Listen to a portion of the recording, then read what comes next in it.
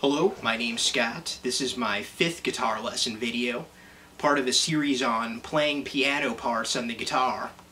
In previous lessons, we looked how we could use the capo or alternate tunings to make piano parts more accessible. My general strategy is, when listening to a piano part, to separate the left and right hands, to see what's going on in each part, find them on the guitar, and figure out if there's a good way to make them work together on the guitar. This isn't always possible, and when that happens, one of my techniques for dealing with that is using the loop station pedal to play one part while I'll perform the other part. For those not familiar, the loop station is a pedal where you can play a part and it'll repeat it back for you as long as you want. So for instance, in today's musical example, the Journey tune, Don't Stop Believin', the right hand piano part has some triadic ideas that sound like this.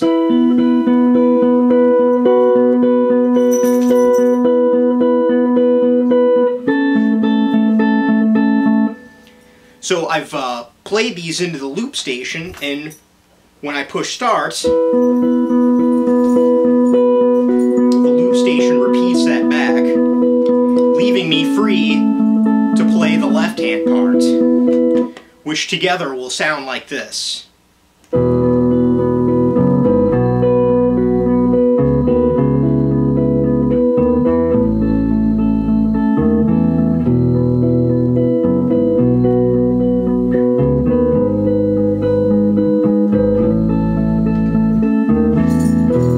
Don't Stop Believing is an ideal loop station song because it is a very repetitive looping piano part that goes from the intro through the entire first verse.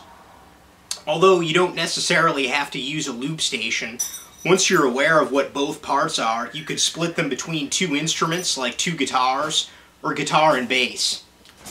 What we'll do now is take a look at both parts so you will know them and can use them either way.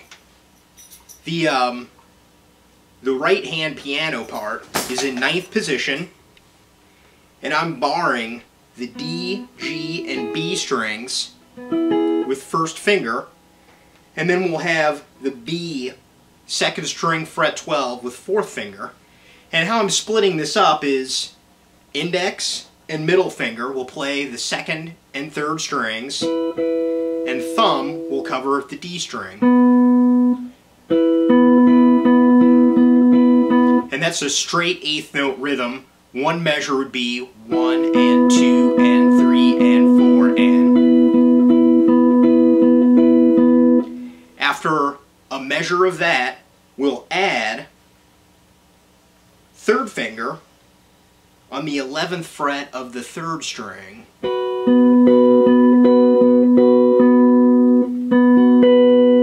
And do the same picking pattern.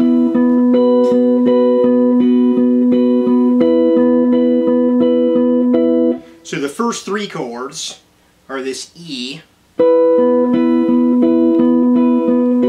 3rd finger, back to the 1st chord, and the 4th chord is going to be in a voicing of A major, where we'll have the 3rd finger on the A, fret 12, 5th string, C sharp on the 11th fret of the D string, and A on the 10th fret of the 2nd string. And we'll use index and ring finger to play those higher 2 notes, and again thumb to play the lowest note. So the first time through the progression we'll get that E, B, back to that E shape, and A. One 4-beat measure on each chord. The second time through it starts very much the same. Add 3rd finger. 3rd chord is going to be different. It's going to be a G sharp minor, which I'll get by playing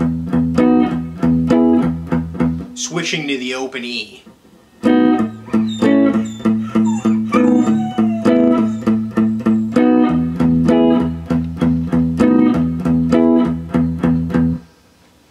So the trick is keeping that eighth note going and dropping the triads at the right time. Counting through this, 1 and 2 and 3 and 4 and 1 and 2 and 3 and 4 and 1 and 2 and 3 and 4 and 1 and 2 and 3 and 4 and you can hear where the second of each pair of triads is going to happen on an offbeat.